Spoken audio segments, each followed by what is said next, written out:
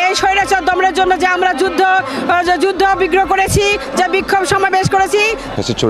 সরকার বাংলাদেশের মানুষের গণতন্ত্রকে হরণ করেছিল, বাংলাদেশের মানুষের উপরে গুম, খুন, অত্যাচার, নির্যাতনের মধ্য দিয়ে একদলীয় শাসন ব্যবস্থা কায়েম করেছিল। 2024 সালের 5ই আগস্ট তার মন্ত্রিপরিষদ, এমপি, সকল প্রকারের নেতাকর্মীদের সাথে নিয়ে উনি দেশ থেকে পালিয়েছিলেন।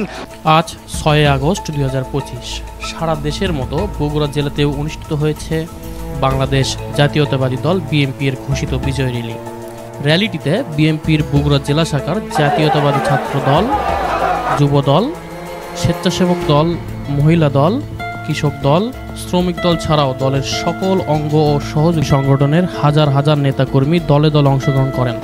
এতটুকু বলবো যে বিগত 17টি বছর বাংলাদেশের মানুষের উপরে যে ফ্যাসিস্ট স্বৈরাচারী একটা সরকার চেপে বসেছিল, সেই ফ্যাসিস্ট সরকার বাংলাদেশের মানুষের গণতন্ত্রকে হরণ করেছিল, বাংলাদেশের মানুষের উপরে গুম, খুন, অত্যাচার, নির্যাতনের মধ্য দিয়ে একদলীয় শাসন ব্যবস্থা কায়েম করেছিল। সেই শাসন ব্যবস্থা থেকে মুক্ত পাওয়ার জন্য বাংলাদেশের জনগণ, ছাত্র, শ্রমিক, মেহনতি জনতা 2024-এ নিজেদের বুকের তাজা রক্ত দিয়ে রাজপথে নেমে এসে এই ফ্যাসিস্ট স্বৈরাচার সরকারকে বিতাড়িত করেছে। সেই ফ্যাসিস্ট সরকারের পতনের 1 বছর পূর্তি উপলক্ষে বাংলাদেশ জাতীয়তাবাদী দল বিএনপি এবং বিএনপি সকল অঙ্গ সহযোগী সংগঠন এই আনন্দ শোভাযাত্রার আয়োজন করেছে। এই আনন্দ শোভাযাত্রা কেন্দ্রীয় কর্মসূচির অংশ হিসেবে বগুড়া জেলা বিএনপির নেতৃত্বে বগুড়া ঐতিহাসিক আলতাফুন্নেসা খেলার মাঠ থেকে অনুষ্ঠিত হলো।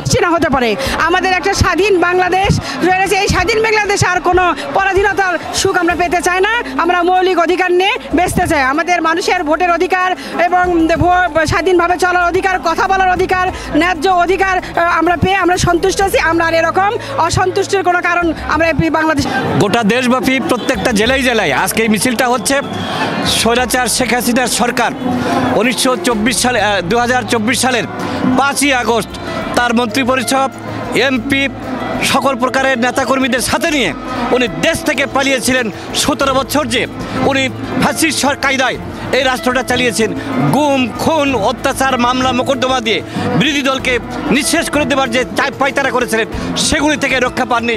জনরোষে জনগণ, জনতা, ছাত্র জনতার যে তীব্র প্রতিবাদ, তীব্র আন্দোলন, সেটা বাধ্য করেছিল শেখ হাসিনাকে এদেশ থেকে পালিয়ে যাওয়া। প্রচণ্ড বৃষ্টি উপেক্ষা করে শহরের বিভিন্ন প্রান্ত থেকে নেতাকর্মীরা ব্যানার, ফেস্টুন ও দলীয় পতাকা নিয়ে উপস্থিত হন। শহীদ রাষ্ট্রপতি মেজর জিয়াউর রহমান, তারেক রহমান সহ বেগম খালেদা জিয়ার ছবি বড় বড় ব্যানারে ফুটে তোলে। র্যালিটি শহরের কেন্দ্রীয় এলাকা 7 মাথা ঘুরে গুরুত্বপূর্ণ মোড়গুলো প্রদক্ষিণ করে। স্লোগানে মুখর হয়ে ওঠে গোটা বগুড়া শহর।